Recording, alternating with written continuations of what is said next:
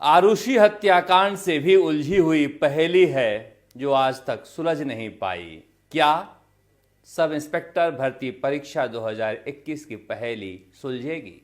जब हम आपसे बातचीत करने के लिए तैयार हो रहे थे तभी ये खबर आई है कि राजस्थान सरकार ने, या कह लीजिए गृह विभाग ने, या कह लीजिए पुलिस मुख्यालय ने ये आदेश निकाला है कि जो ट्रेनिंग पर हम ट्रेनी सब इंस्पेक्टरों को भेजे थे जिले में और थानों में, वो तत्काल प्रभाव से निरस्त की जाती है। यानी कि जो जांच के दायरे में हैं, जो सवालों के घेरे में हैं, उनकी ट्रेनिंग तत्काल प्रभाव से समाप्त कर दी गई है। ये कोर्ट में गए वकीलों की एक बड़ी जीत है। हरेंद्र नील ने, अधिवक्ता ने, ये याचिका लगाई थी और ये कहा जा सकता है कि जिस तरह की लताड़ पड़ी है उसके बाद राजस्थान सरकार को लगने लगा है कि ये तो इज्जत पर भारी पड़ रहा है। अखबारों में जो आज खबर आई है उस खबर को पढ़ने के बाद जनता और ज्यादा कंफ्यूज होती जा रही है। अब देखिए, जिस तरह से ये कहा गया कि महाधिवक्ता की राय हम माने, ये जरूरी नहीं है। अब पढ़ने वाला जो पढ़ा अखबार में या जो सुना, वो ये सोच रहा है कि आप अगर महाधिवक्ता की राय नहीं मानते हैं तो फिर महाधिवक्ता रखने की जरूरत क्या है। अब गृह मंत्रालय की जो रिपोर्ट आई है रद्द करने को लेकर, वो कहां से आई है इस बात पर बहस होती है। इस बात पर बहस नहीं होती है कि वो सच्ची है या झूठी है, तो फिर संदिग्ध प्रतीत होता है। जांच एजेंसियों को लेकर कहते हैं कि जांच के नतीजे अंतिम नहीं हैं, यानी कि जांच एजेंसियों ने जल्दीबाजी में अपना फैसला सुनाया है। फिर उन पर भी सवाल उठता है। मंत्रिमंडल की उपसमिति या समिति कह लीजिए, जोगाराम पटेल जो कानून मंत्री भी हैं, मजेदार बात यह है कि जोगाराम पटेल जो रिपोर्ट सौंपे हैं मंत्रिमंडल की समिति की, वो कानून मंत्री भी हैं। कानून मंत्री की रिपोर्ट अगर न्यायालय में गलत ठहराई जाती है तो आप समझिए ये कितना बड़ा संवैधानिक संकट है। ये आसान मामला नहीं है जितना आसान मामला राजस्थान सरकार समझ रही है कि सत्ता हमारे पास है तो इसके हनक में हम कुछ भी फैसला ले सकते हैं, क्योंकि जो कुछ पढ़ा जा रहा है, जो कुछ देखा जा रहा है। अब कोर्ट के अंदर अगर सरकारी वकील ये कहते हैं कि छात्रों के, परीक्षार्थियों के पास ये मंत्रिमंडल के सिफारिश, मंत्रियों की सिफारिश कहां से आई, क्या इसकी वैधता है, तो मुझे लग रहा है कि यह बचने का प्रयास है। वहां कहना चाहिए था कि यह गलत है या सही है। सुप्रीम कोर्ट की रूलिंग है ये कि रिपोर्ट कहां से ली जाती है, इससे ज्यादा महत्वपूर्ण है कि रिपोर्ट सही है या गलत है। इस मसले पर सरकार बच नहीं सकती और गोपनीयता के बहाने अगर रिपोर्ट को दबाई जाती है तो फिर परीक्षा ऐसी चीज है कि सबसे ज्यादा पारदर्शी अगर लोग अपेक्षा कर रहे हैं तो परीक्षा को लेकर कर रहे हैं सरकार से होने की, और उसी मामले में गोपनीयता का हवाला दिया जा रहा है जैसा कि राजस्थान लोक सेवा आयोग भी दे रहा है। तो फिर संदेह से बड़ी कोई चीज नहीं होती।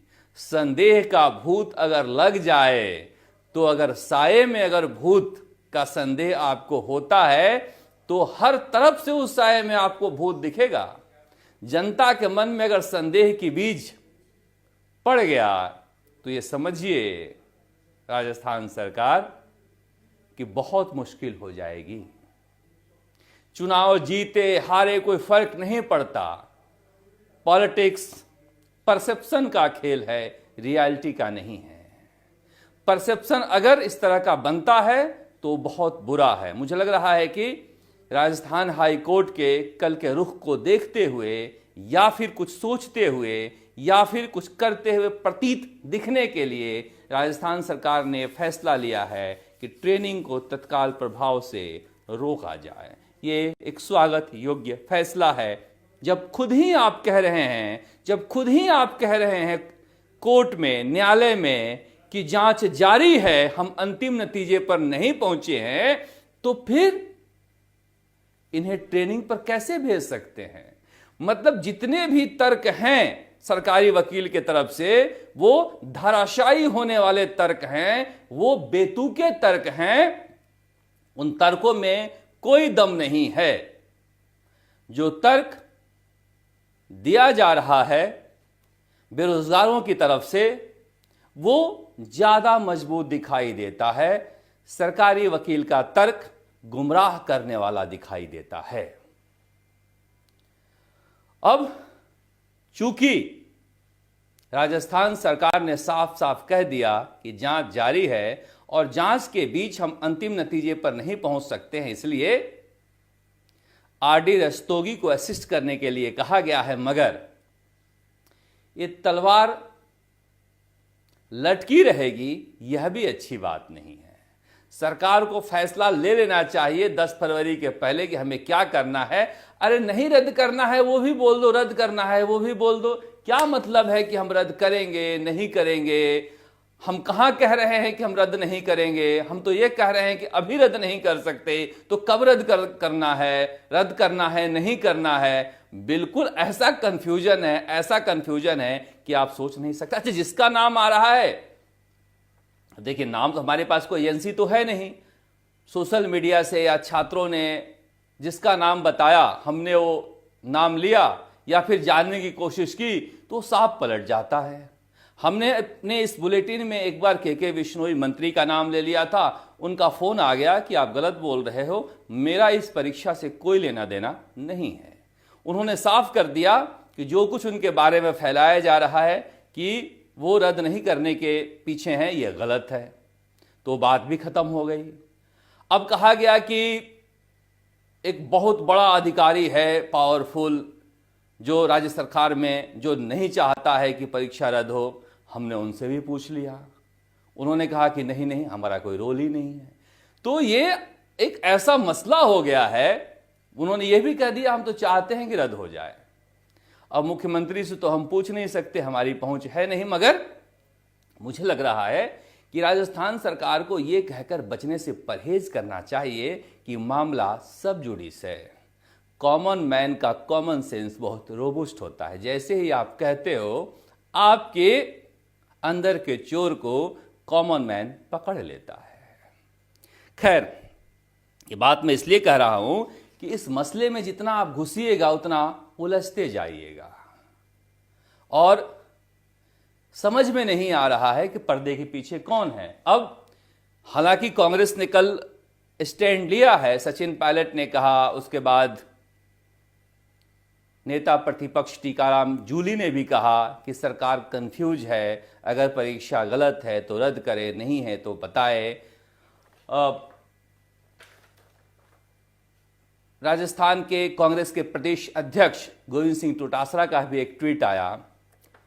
अब पता नहीं उनका सलाहकार कौन है, मगर मैं तो ये कहना चाहता हूं कि ऐसे ट्वीट से परहेज करना चाहिए। ऐसे मसले पर जो उन्होंने लिखा है, उन्होंने कहा कि मुख्यमंत्री समेत कैबिनेट का एक पक्ष भर्ती रद्द कराने को तैयार नहीं, जबकि एक कैबिनेट मंत्री और सरकारी मशीनरी समेत दूसरा पक्ष भर्ती निरस्त कराने पर अड़ा है। लगता है दोनों पक्षों ने अपने अपने पक्ष से बयाना ले रखा है, कहीं इनके बयानों के पीछे बयाना न लौटाने की लड़ाई तो नहीं है। देखिए, मैं जानता हूं, चाहे वो लादू राम गोदारा हो या फिर मनोज मीणा हो, विकास विधोड़ी हो, ये जो लड़के लड़ रहे हैं या टंकी पर चढ़ रहे हैं, वो कोई पैसे या बयाना लेके नहीं चढ़ रहे हैं। अब पता नहीं, सत्ता तो है नहीं, विपक्ष के हैसियत से तो इनको पीड़ित की तरफ से रहना चाहिए, मगर कई बार हो सकता है इनके पास कोई फीडबैक हो। मगर मैं जितना जानता हूं कि दूसरा पक्ष जो कह रहे हैं, सरकारी मशीनरी और एक मंत्री कह रहे हैं वो किरोड़ी लाल मीणा को, और कह रहे हैं कि दोनों पक्षों ने अपने अपने पक्ष से बयाना ले रखा है। जो पीड़ित लड़के हैं वो आते हैं, उनकी हैसियत ऐसी मुझे लगती नहीं है कि वो कोई बयाना दें। तो अगर इस ट्वीट को परहेज करते या इस ट्वीट से परहेज करते तो बेहतर होता। आप सत्ता में हो नहीं, सत्ता में रहते हो तो पेपर लीक के खिलाफ आवाज उठाने वाले बुरे लगते हैं, जैसा कि सरकार को लग रहा है। अब भजन लाल सरकार के मंत्री इस तरह की बात कहते तो समझ में आता है, मगर कांग्रेस के प्रदेश अध्यक्ष से ये उम्मीद नहीं की जाती है। हो सकता है उनके पास कोई फीडबैक हो कि सरकारी मशीनरी पैसे ले रही हो रद्द करवाने को लेकर, मगर मुझे नहीं लगता कि महाधिवक्ता, एसओजी या गृह मंत्रालय या पुलिस मुख्यालय सब पैसा ले रहा हो, बयाना ले रहा हो रद्द कराने के लिए। दूसरे पक्ष के बारे में मैं कुछ कह नहीं सकता क्योंकि ज़्यादा उनसे मेरा राब्ता है नहीं, मगर फिर भी ऐसा लगता है कि ये भर्ती परीक्षा बुरी तरह से एक पहेली बन गया है और ये समझ में भी नहीं आ रहा है कि सरकार चाहती क्या है। मुझे लग रहा है कि इतना कुछ होने के बाद सरकार बेहतर फैसला लेगी। उधर मनोज मीणा जो दंडवत करने जाने वाले थे उनको हिरासत में ले लिया गया था, अगले दिन छोड़ दिया गया। अब उनका ट्विटर अकाउंट ही सस्पेंड कर दिया गया है। तो इससे पहले यूआरओ की परीक्षा रद्द कराने के लिए मुहिम चला रहे थे अवधेश पाकड़, उनका भी ट्विटर अकाउंट रद्द कर दिया गया था, सस्पेंड कर दिया गया था। तो एक पावरफुल लॉबी होती है जो इस तरह की आवाज़ उठाने वालों के ट्विटर अकाउंट सस्पेंड हो जाते हैं। मुझे लग रहा है कि वो भी बहाल हो जाएगा क्योंकि न्याय में देरी तो होती ही है।